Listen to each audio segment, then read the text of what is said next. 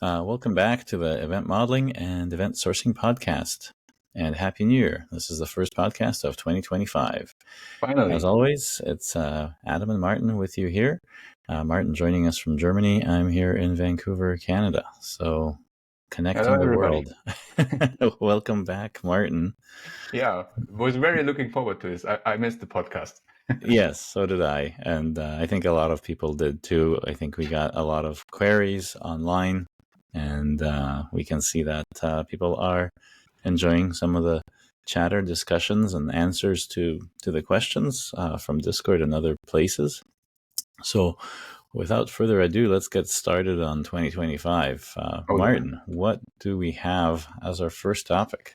Yeah, let's discuss how to keep event models maintainable over time, over a longer period of time. Mm-hmm. So that is a question I get really, really often.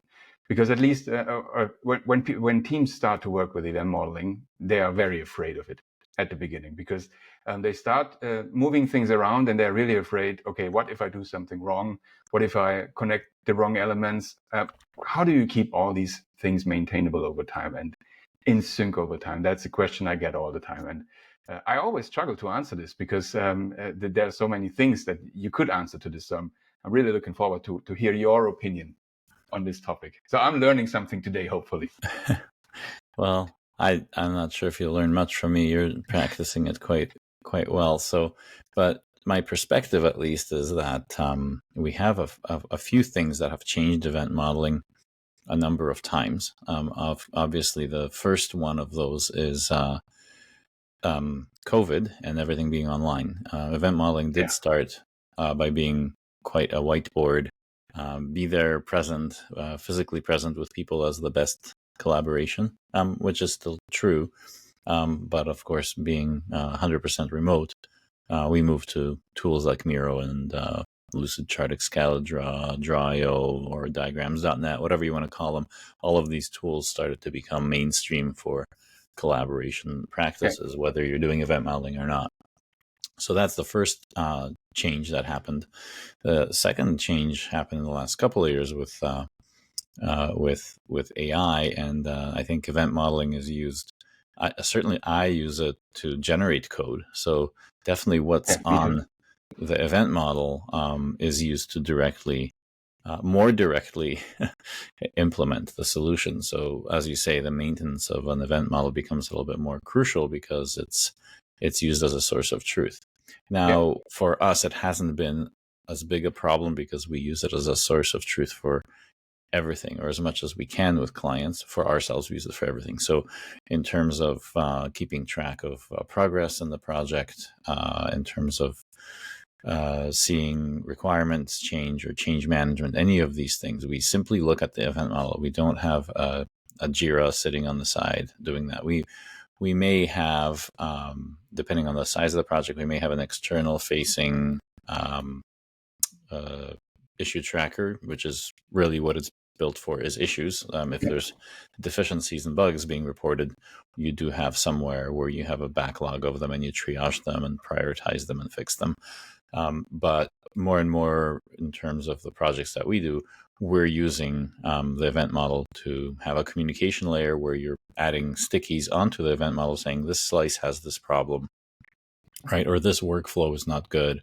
But we can identify on the event model all those things. I think it's a lot more powerful to have that instantaneous mapping of the context of what the problem is. There's very few times do we get a general issue with the system that's being reported, meaning it applies to the whole event model. But even if it's like that, I'd still rather have it on the event model itself. So the short answer is the more that you use the event model and the more of a blueprint it really is, meaning it's the thing that's being looked at for coordinating everything, the less you have to worry about maintenance, because people then tidy things up because they know that they use it every day, and that if they put something out of place, they need to put it back, or have a discussion with people that worked on it. It's common courtesy that you would, even if you're rearranging your own apartment or living quarters or an office space with coworkers, you want to you want to have manners, and you want to Yeah. say where things went. So Yeah. I think for us, having it used for everything, if possible, makes this maintenance really not an issue. I'm actually quite surprised that you said that the maintenance of these things is coming up as an issue, because it hasn't been a big issue for us. And yes, the clients do wonder about this, but I think having our team there to kind of guide them, because a lot of times we work, um, half and half with these client teams. So there's this instantaneous kind of answer of like, yeah, this is how you do it. Someone might say, "Hey, Adam. Hey, Steve. Hey, Tim. I'm doing this. Is this okay?" And the answer is, yeah, totally fine. People are maybe a little bit afraid that, for example, a lot of people use Miro. You're automating Miro. Yeah. Every time someone comes back to a Miro board, it highlights in purple the things that have been changed the last Yeah. time. And a lot of big projects that we worked on, that was very helpful, because when you're looking at 50 different workflows for like a large insurance company, and where did someone work last week, because I was heads down in my work, I really didn't have to go back to coordinate with people. Yeah. Let me see what happened last week. And so when you open up Miro again and you zoom out to see the whole thing, all the areas that have been changed are highlighted in purple. You can go investigate if it's one of those areas that you were worked on before or you're going to be working on, and you want to see that. So I don't see that functionality in some of the other tools, but we've relied on that. And I think people in the Discord have been looking at, I think Jake Brunn in Portland is doing a snapshot of the event model and sending Yeah. it out along with a statement of work.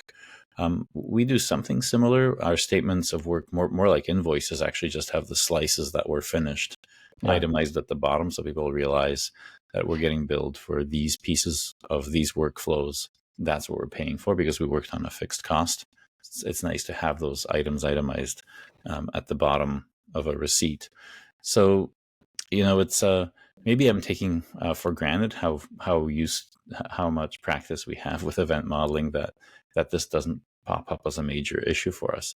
But now I'm realizing that if you're getting that from your clients, that this is something Yeah. that needs to be more formalized. And I think as we well, first of all, the automation that you're doing in Miro, I've done some Miro automation, as has Rob, one of our guys, for basically iterating through the event model to give a statement of a burn down chart, effectively, from Yeah. Yeah. Agile, Something like this is also so possible. that people understand which slice, well, how much is not done yet, what's Yeah. been done last week, etc. And you can have a graph of those things. Well, and that's the nice thing, is that it really does contain the same information you would get from these other tools. And these days it's pretty trivial to automate some of the stuff. I mean, you're dealing with the Miro API, and you've When you're done, not in Miro. yeah, it's not the best API, but No. it has its limitations. But it certainly can do a lot Yeah. to do that, to get that out, get the information out of the event model into a standard report. But I think the core underlying sort of theme, for me at least, is that having one source of truth, just like event sourcing has the events as the source of truth, we want the event model to be the source of truth for all of this. And so I think when people do treat it as that, this maintenance piece doesn't become as important. It sort of is the no broken windows policy of keeping things clean as you move forward, and then people understand what's going on. So probably not the answer you're looking for.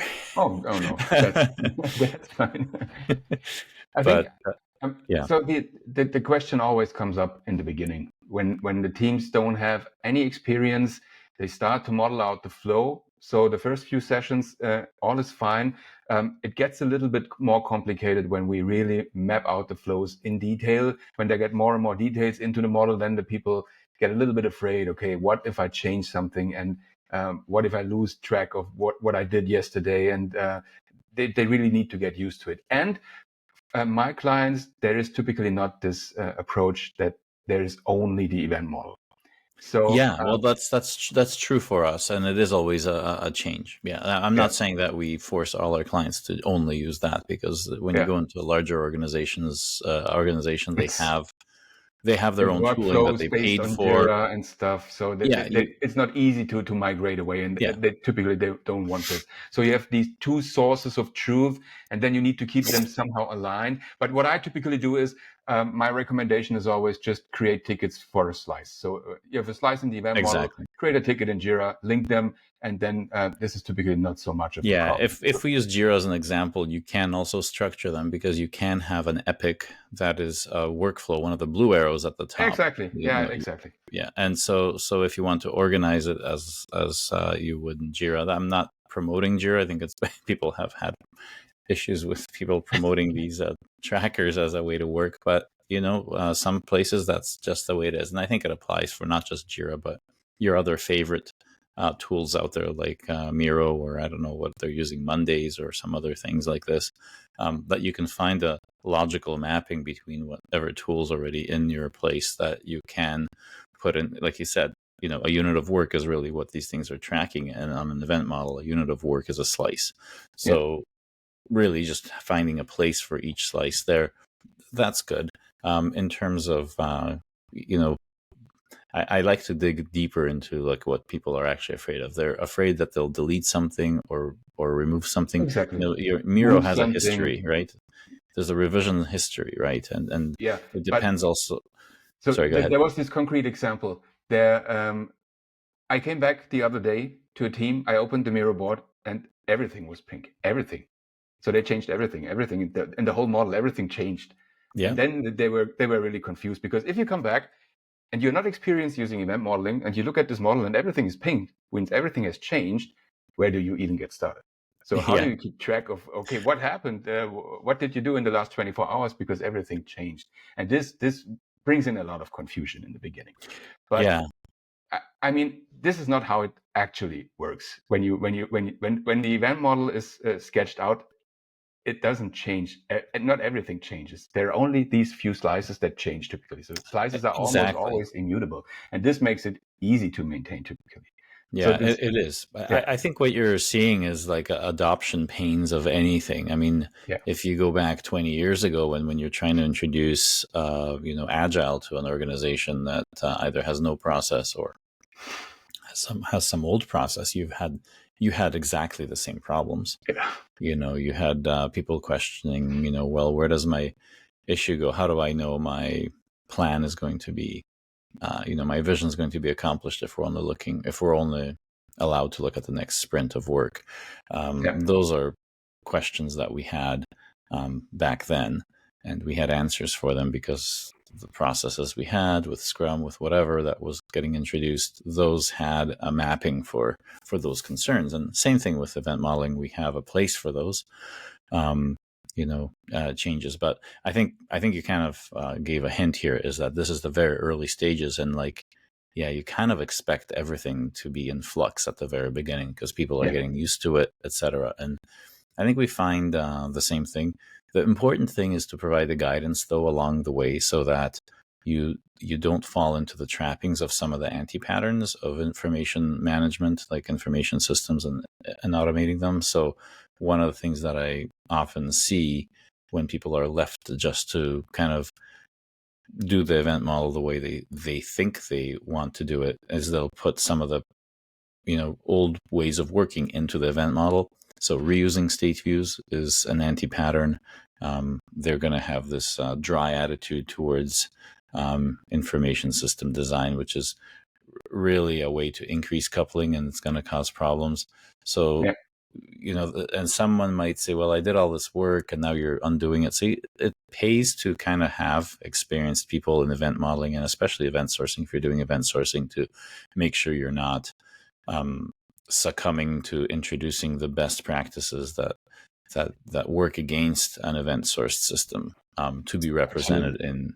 in that's my only advice there, is to not to be afraid of the flux, but that in the flux you may lose sight of an opportunity to give someone, for example, the idea that your slice is autonomous. Like you now have really good requirements for how to do this work. And if you're designing this screen and this command handler, and what information is on that event, you want to give them that feeling of having the right amount of independence to have the courage to continue to work and design. And I think that may get lost in the initial adoption of event modeling, where if people are bringing in with them the old ways of working, let's say UML or some other entity relation diagrams, that this normalization and this type of coupling for information systems, the amount of reuse for certain concepts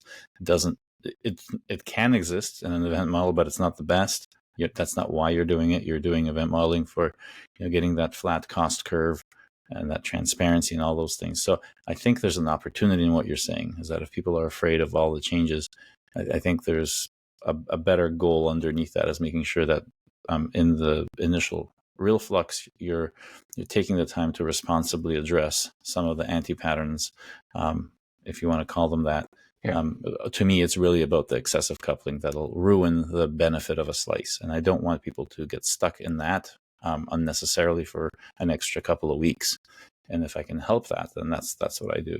And so you start seeing that when the purple doesn't affect the entire thing. So once people realize that they can make their own little kingdoms of different slices that they want to design and work on, then you'll see at least your part of the event model not turn purple when you're away. And this is a two-way street. Not everything has to be collaborated with everything. You have to divide and conquer at some point, and you have to have the idea that no one's going to pull the rug from under your feet because you have to work with someone else, and someone's refactoring is going to affect your work adversely because they have an opinion on how your work should integrate with theirs. That's one of the benefits of event modeling, is that there's that clear contract between people's work. So those concerns fall away. That's my initial thoughts on that subject. I think so.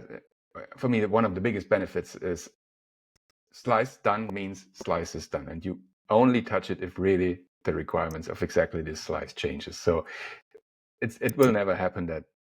I almost never see it in a done event model where everything is mapped out, that everything changes. This happens only in the beginning, and this is frightening. Yes. And I think this is really this happens only in the beginning. Maybe this is the main point to take away from this discussion. Even if you start with it and it feels a little bit weird and it feels a little bit confusing, typically this goes away pretty fast. As soon as you mapped out the main flow and everything is there, this confusion just goes away and everything will start to work. Yeah, exactly. And this done is done part of the slices themselves is something that also Jake Brunn from Portland brought up in the discussions, is that he definitely treats them as immutable, and he had a good quotable. I think he said, bring your designer's hat or something like that. Otherwise, you'll have to wear the fireman hat. Because you're going to be putting out fires later. If you don't put on your designer hat, you're going to bring in the fireman hat. I don't think he's a designer. What hats did he say? I think it was pretty funny. It's a good quote. It's here in the discussion. It was cowboy hat and fireman hat. Cowboy hat, cowboy coating. Yes. Yeah. So put away your cowboy hat. I think I even brought this cowboy thing up because this is the cowboys always bring the problems. Yeah, cowboy coating is kind of like one of those idioms from 20 plus years ago, where traditional software houses either were incredibly formal or it was cowboy coding. Hey, you know how to code. We'll just trust you to do whatever you want to do. Use this as your sandbox and just get things done no matter what. And so, part of the adoption of Agile and especially extreme programming was to do away with the cowboy coding and give some structure to how you put work through in software systems. So put away your cowboy hat so you don't have to have put on your fireman hat later. It's pretty funny.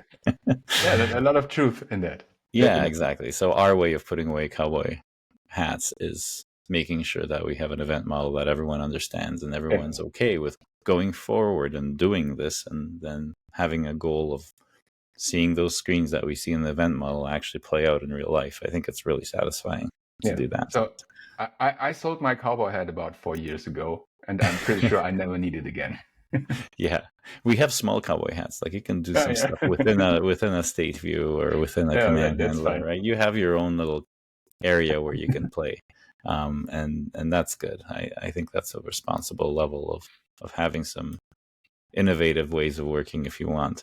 Yeah, that's right. All right, so I hope that's enough discussion on that topic. Let's look at the next one. So we had another What was the next one? question. I I think forgot. the next one was lookups and state views. So Oh, yeah. I think there was, where I think it originated from, if you're not repeating information in events that already have been introduced by other events, how do you then have, for example, the product name in the state view of a shopping cart on an e-commerce site? Right? Yeah. Where does that belong?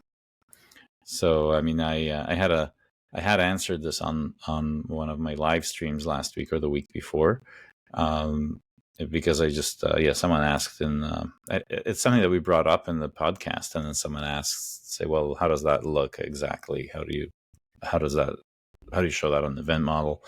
Yeah. What does that mean in terms of implementation? So, yeah, any thoughts on this? You also, I think, were chiming in on the topic.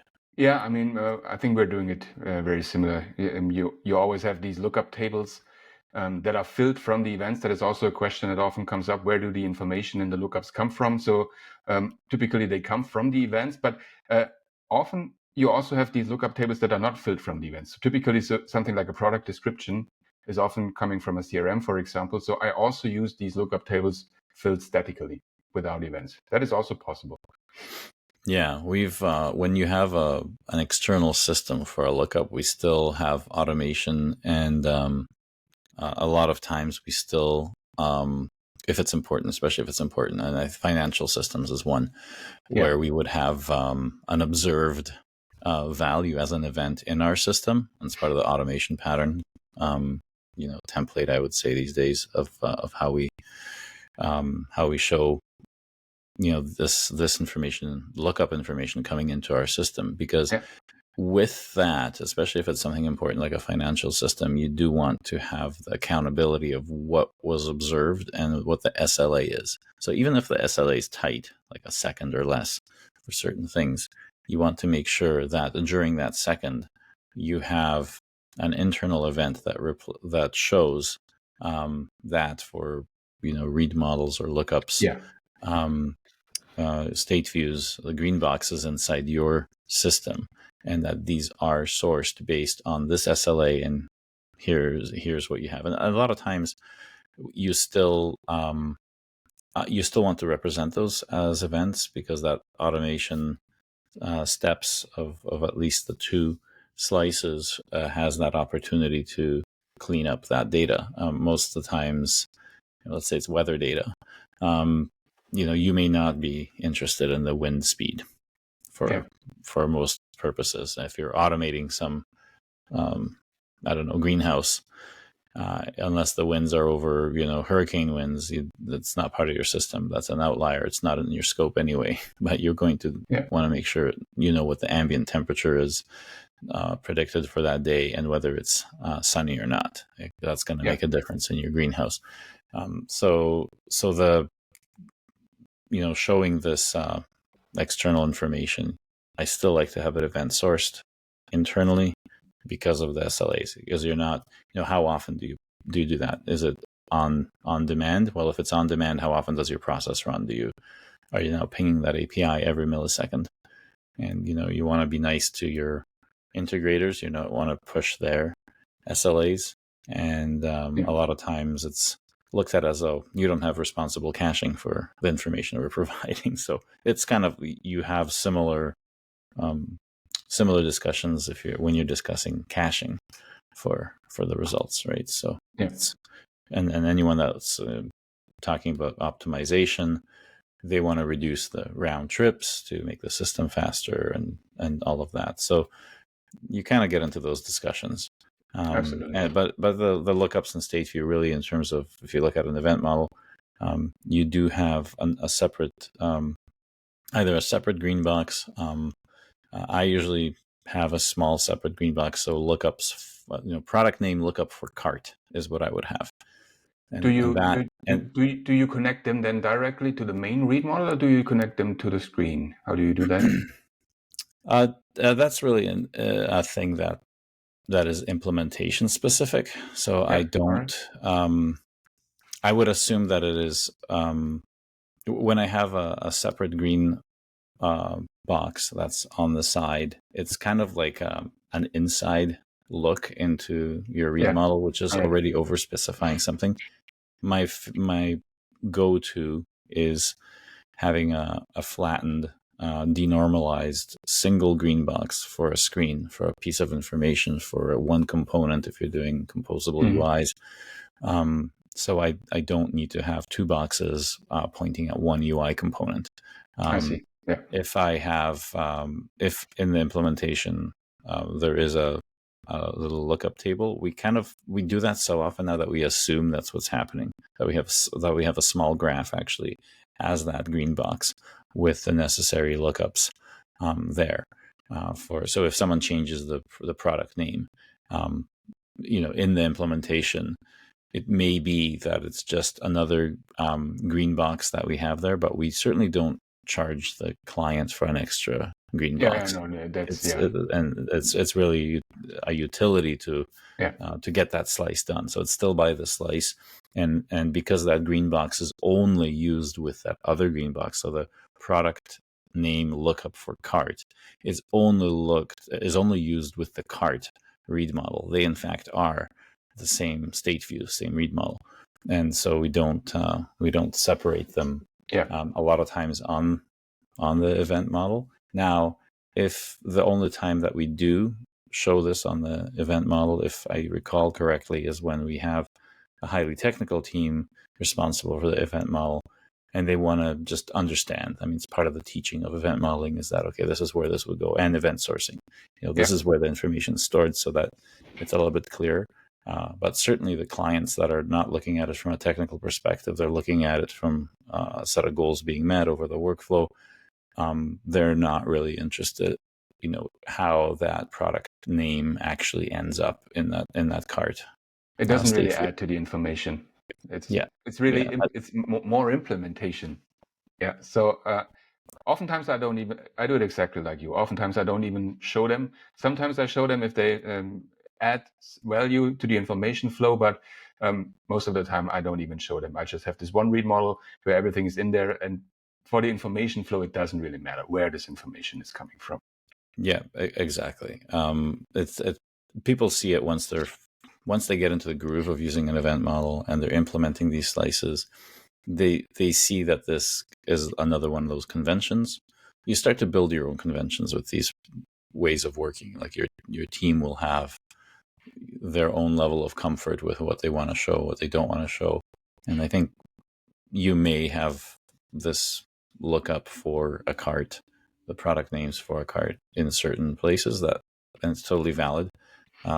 If it's totally business focused, I don't see it as often at all. Yeah. I mean, what is important is you need to have this arrow on the event model that showcases where is the name here coming from. You need the connection to these events. As long as this is there, it doesn't really matter how you model it. Yeah, and after 10 years of doing this type of development, we internally even drop the arrows. I mean, Oh, really? they probably will come back Interesting. with some of the automation stuff. But even then, I think we've developed such a strong naming convention that going fast, let's say if our CTO and COO are working on a solution, we're going really, really quickly.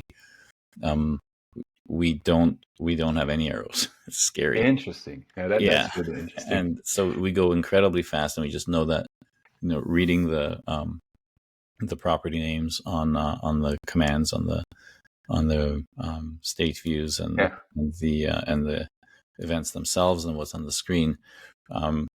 we've developed so many conventions that we just know what it means, and so it's probably the closest thing to rapid application development that I've experienced, because Yeah. the amount that you can accomplish is great, and drawing the arrows is something that can be highly AI automated as well. I mean, you're not even AI. I mean, it can be automated if you have a strong convention for the naming, For and you sure. have something like, okay, well, where did this email come from? You have a property called user email. You can analytically look at where the screen is for gathering emails, Yeah. probably registration, and you can follow logically through the naming conventions of where most of those arrows will be anyway. Yeah. So That's true. we'll have definitely a level of automation there that we can have those just appear magically, and others we explicitly do because we have to introduce something that we're mapping one field name to another, and there's no easy way to do it except explicitly joining it with an arrow. Yeah. Oh, that's very interesting. So I never thought about dropping the arrows, and I think most of my customers would be extremely confused in it. Oh, we don't do that with brand new clients. I think Yeah, no, I don't people think that that are brand would new work. to this, and even not so brand new, that level of clarity that this is the connection is needed. Yeah. I think there's a middle ground where the conventions that we use internally can be automated, where all of these implicit arrows can pop up visually with some Yeah. small AI or non-AI automation. So give us a try and report back to us if you're going to do that. See how Yeah. it goes. Interesting. Let's see. All right. So on to the next topic. You highlighted a post by Dave Nicolette, which Yeah, that was was really interesting. So I highly suggest everybody to go and read it. Very, very interesting. You had a nice discussion with him, I did. it seems. I kind of want to get your take on his write up first, and then I'll give the background, kind of like how this came about. First of all, Dave Nicolette is one of the original signatories of the Agile Manifesto, so he has tremendous industry experience. But anyway, I let's hear mean, from you first, and he then I'll give the background after. yeah, he had this post called "Things to Come," which came out of your discussion, and he highlighted 3 trends. And the first trend is event modeling, right? Which is pretty interesting from someone like him. Hearing event modeling is the #1 trend is it really makes me happy to hear this. The second trend was AI generated code. So I think you talked about code generation and AI, and this trend basically highlights that this will be an important point in the future, and will most probably change a lot with all this code generation going on. And the third trend was reduced expectations on the customer side and lowered standards. So basically, I think what he meant is just it might be enough to just have this code that gets generated from an event model or from something else. And this doesn't have to be perfect, because as long as it works, somehow it should be enough, right? Yeah, I think that's a good summary of the write up. So I too was incredibly surprised and pleasantly surprised that event modeling was the top trend identified by Dave. And I think the reason I'm surprised is because there is, like with anything, even Agile itself, the tables have turned. That any of the ways to improve the industry always is met with resistance for a number of reasons. Some of them are good, some of them are bad. Some are simply the status quo is supporting a bunch of tooling and consulting and an industry where there's money being made off of it. So obviously there's resistance to move away from that because it removes the source of income, the source of any kind of economic, you know, activity around that. So that's why there's resistance to change, and Agile certainly has fought. At least Agile practitioners have fought incredibly hard to get those practices in place, and to now be faced with the problem that they were trying to solve. To be seen as, here are some inefficiencies of things in the Agile world. I don't want to use Agile too much, but there's associated things like XP practices, specifically test-driven development.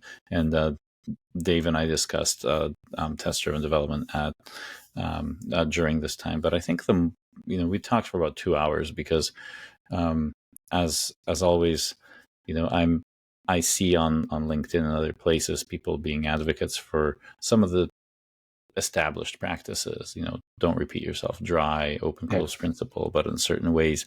And so it's hard to not get involved in those discussions, having been there myself many years ago.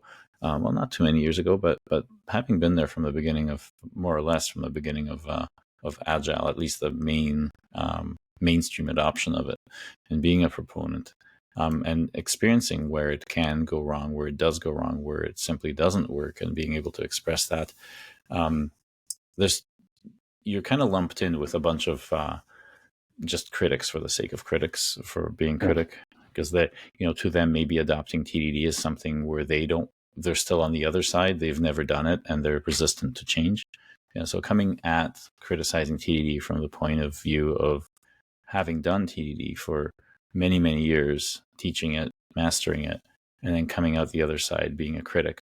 A lot of people don't see that, right? And I think the discussion with Dave was critical because we could kind of find the common ground where we're coming from. And for me, the new information for me is really understanding the background of the Agile Manifesto signatories and the type of environment that our generation didn't see. Both of us are too young to understand the high level of dysfunction during the 80s and 70s. And some of this was news to me. I mean, it was incredibly draconian, if I would say, quite an evil way of working with engineers. And in fact, there was a high level of abuse towards the workers during that time, not just with overtime hours, but just the way that they were treated as employees of tech companies. So understanding that, this is the motivation for Agile made me sort of understand why a lot of people hold on to this more than just a technical practice, but it's an answer to a very, very horrible problem in the workforce back then. It's kind of similar to how factory workers were treated at the beginning of the Industrial Revolution, right? It's a level of abuse, which gives a whole new perspective. So, but being able to also show him that we're not dropping quality. In fact, we're trying to bring quality higher. It's that going without TDD, for example, or at least prescriptive TDD with a very strict red, green, and refactor cycle, that we're not trying to be irresponsible. We're in fact trying to show, at least I am, that here are the pitfalls of red, green, refactor. We have the high amount of coupling because of the different ideas in scope from developer to developer. Now you have overlapping scopes for refactoring. The fact that now this test bed is growing quite a bit, and you do have this implicit or explicit overlapping of test coverage, that if you are trying to do a non-trivial amount of redesign or larger refactoring, or refactoring worth doing, that unless everyone's an A player and they have units of work where the unit tests only do that, and then now you have the problem of the testing pyramid, that now you have to have end-to-end tests, and somehow there's a really good abstraction on top of that. That's my post was talking about many plates to spin, and if you see all of these areas as another plate to spin, um, this is the circus act where you have these long sticks and people are spinning plates on top of them, and you have to keep going and keep them all spinning perfectly, or they all come crashing down. That's kind of a good analogy to how some of these projects go, where you need to have perfect execution on all of that. And so I think this is where Dave makes a note of this, where this reduced expectations and lowered standards. I think that the way I read this is it's a realization that after doing Agile for 20 years, is that the goals to bring up the bottom 50%, for 50th percentile of developers to be really good developers and make everyone an A player is just not going to happen to the extent that we wished as in the industry. And so, what I've been saying is that you have to make resilient systems to, A, B, and C level developers, whether it's junior or someone that just doesn't have the same interest, but, has to automate the system. It's maybe you're limited by who you can hire, and other reasons, right? So you have to make, it's your responsibility as someone that owns a system and wants to keep building it to make the way that you build it resilient to not just bad actors, but just junior people, etc. You want to have these things more resilient. So this, reduced expectations and lowered standards doesn't mean that your solution itself is going to be any lower quality. In fact, there's many cases where just, horrible startups just went really, in terms of horrible, I mean, code quality, but they attained the workflows that the end users needed to do to sell the product. They're highly successful. And yeah, there's legacy code and all of this. I think, quote unquote, working effectively with legacy code, to quote Michael Feathers, there's some of it is just, if it works, don't touch it. But I think that only is applicable if you have some level of understanding. And I think the approach of understanding these problematic things where you have these lowered expectations and lowered standards is that I think there was a bar set up here that you need to understand the code at a certain level, a certain deep level and detailed level, in order to claim understanding of the whole thing. I think what event modeling does, and looking at state in this way, is understanding, and going back to Fred Brooks, is understanding that, state change is good enough, because there's a diminishing return on understanding every method on every class in all these systems. And you're going to spend way too much time. But yeah, so I that's the background of this is hard to summarize 2 hours of a really deep discussion with Dave. And absolutely. Maybe I'll try and get him on a live stream or something, or that would be do some sort of a special recording with you, me, and him, and maybe others. It could be really good. Our first guest on the podcast. Yeah, well, I kind of like the fact that we don't have guests, because people are, I like a few podcasts, and sometimes I'm disappointed when there's a guest on, because I'm there for that specific person. And I like them, or like what they do, and I just want more of that. And I've done podcasts before with interviews. I think there has to be we could have a different channel with those, and I totally think it's good too, because people want to have that discussion. But I think when we set out to do the podcast, initially we had this idea that there's enough confusion about event modeling and event sourcing that throwing in a few opinions here and there, while to some experienced people, they can see those different perspectives and how they're being addressed by what we're doing. The new terms that are thrown in by someone that is coming in from somewhere else, might actually just confuse things Yeah. for brand new people. So I think, keeping the podcast as is, but having a separate channel for interviews or a second podcast, which would be good. I mean, those discussions are highly valuable, and I think, you can't do those in half an hour. That's the other thing. It's not really Yeah, for sure. enough time to dive in. I think if we were to have a discussion with Dave, I think it would be, a 2 to 3 hour episode where we look in the background of all of these practices and the concerns, and the history. That's important because now it certainly gave me a brand new perspective on how and why Agile became a thing, and just how bad things were in the industry, and from what perspective. They weren't bad technically. They I were was not bad aware of because this. of I didn't know management. this. Very interesting. Yeah. So these are, I think, a half an hour to an hour wouldn't be enough. No. And we would then have to split up the recording, and then there's discontinuity. It's nice to just have another, even one-offs, but we could have Yeah, why not? we could have one. We could try one a month, and that's the other thing, is that finding guests to talk to. That's a coordination in and of itself.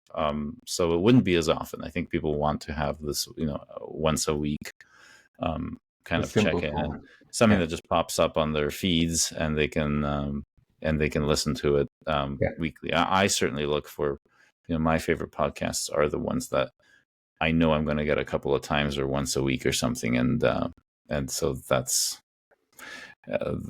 that. I think it's kind of like a radio show back in the day. Yeah, exactly. You kind of like Sunday night is when we have, we sit around the radio and we have this entertainment or information or whatever you're looking for. Yeah. For us, it was Radio Freedom in Europe in the 80s, when my dad was trying to find the that was the news from the West in interesting. communist No, Poland. That was our that was Sunday night. before my time. Yeah, well, I'm sure you read about it. Yeah, of course, of course. Okay, so we forgot any announcements. I guess we have to get the schedule out for our online workshops. Yeah. What you want to Yeah, do in the next month or so. Yeah. I think a month lead time for people to sign up would be good for an online one, like in the same format as we had before. Yeah. Okay, well, that's the announcements at the end of the podcast. And the book. Don't forget about the book, of course. To any new chapters on I in the works. just recently added the event sourcing and UI chapter. Oh, which was okay, perfect. highly awaited. So already got a lot of feedback. So people are very, very interested in this topic, how this all works. So in the chapter, I lay out a few things, how I do it, my approaches, how to connect the client to an event source system, how to deal with all this eventual consistency. That is definitely interesting and hopefully helps a lot. And the next chapter was, as always, voted on LinkedIn. So it's already in progress, and it's about functional modeling and the decider pattern in combination with event modeling. How does that work together? Could that look like? Nice. Okay, awesome. So so new chapter coming in for the book. That certainly will be talked about on LinkedIn, announced on the various platforms on LinkedIn and X and other platforms. So look for the announcement and just get the book so that you automatically get these updates, right? It's nice a lot to of have people this complain because the printed book is not updated with the missing chapters constantly, which is really a pain. So I hate that, but there's no way to do it right now. So if you want the missing chapters, it's really, buy the LeanPub version. It's really much better because there's more information in it. Are you thinking of doing a second book or just making another revision of the book? I'm not sure. So at some point, the missing chapters will be available in the original printed edition, I think. But I need to then reformat it because it will just get too big. It's currently at 650 pages. Something. This is just too big. You just have to use a font that's half smaller font, and yeah, exactly. Reduce the margins to be half a centimeter. Yeah, so then it'll fit. no matter what happens, I want to keep it under 1,000 pages, no matter how many missing chapters I'm adding. I look forward to the font getting smaller and smaller. People Yeah, needing exactly. thicker and thicker glasses to read it. This is very Yeah, good. exactly. Yeah, and then we have in Munich. It's still in the works to have the event modeling get together unconference at some point. So I'm looking forward to seeing when that will come up. But in terms of event modeling, there will be one, of course, in Vancouver as well around the same time. Later in, I guess it'll be springtime. So way past March, April, or May, something like that. And then we'll probably have something for the fall. But we are working on a schedule for the year, and all of that will be announced. So Yeah, be on I'm the lookout for actively it. looking for venues. I'm currently calling a lot of Okay. people, looking for nice venues to make this happen. Yeah. Well, I know that there's a lot of practitioners in Munich, and so whenever that happens, I look forward to meeting everyone and having that same experience we had in Berlin, which Yeah, unfortunately you couldn't attend last year, but this year hopefully we'll have everyone there yeah. at the second iteration, which I can't believe that there's an event modeling unconference or an annual thing going. So I'm very excited about that, and I'm more excited about the fact that there's a whole community, and you're involved, and Alexander's involved, and all these other people. It makes me very happy that that event modeling stands on its own, and it's not something that I need to push. No, So I think that it pushes itself yeah, slowly. exactly. Yeah. I'm very happy about that. Okay, well, we're done for today, I think, and so happy New Year. Looking forward to a lot more of these in 2025 for a full year of podcasts for Oh people to yeah. listen to, and it's always a pleasure. It's something that I look forward to every week, and I'm happy that it's back on. Me too. All right, then take care and see you Yeah, next week. see you next week.